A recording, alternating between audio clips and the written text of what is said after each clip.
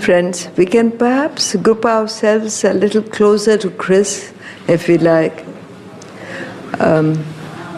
Most of you know Chris Macann, who's been coming to us every year since quite a while now.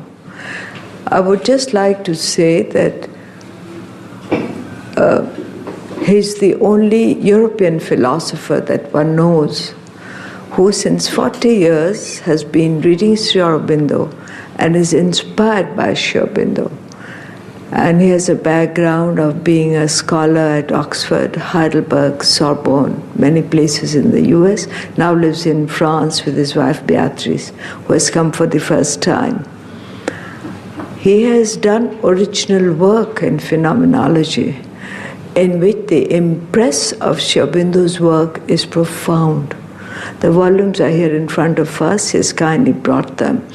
And the kind of sharing and exposure that this work perhaps would have in the future has yet to take place.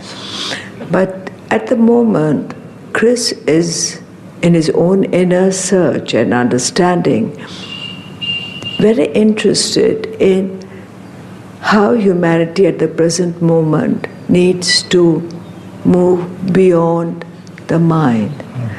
That to happen to a European philosopher, and that too who originates his career from Oxford, is not a small thing. And obviously, he recovers his identity with the Vedas, and he has entitled his presentation to us this evening on Back to the Future. I'm happy that Andreas is recording it, because for a lot of people who I know would have liked to come this morning, it's a working day. It's the eve of Auroville's birthday. There are many visitors in town, so they're otherwise preoccupied. But Andreas has it listed and announced so that people can listen to it in the quiet solitude of their own homes.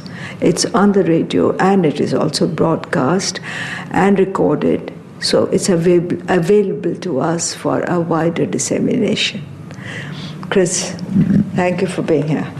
Thank you very much. I may also add that he has asked to be made a friend of Auroville, like Dr. Anand Kumar, who will be speaking to us later in the day.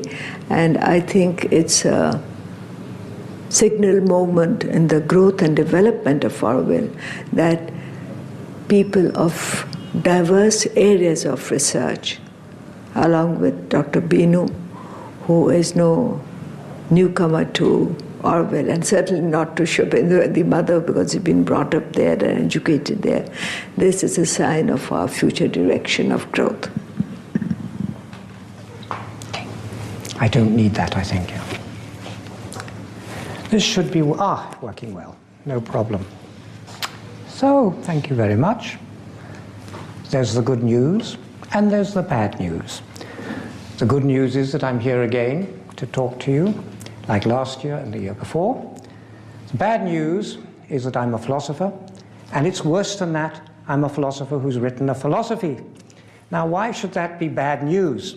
Well, last year, if you remember, I started with a little story about there being very little difference between a philosopher and a fool, okay?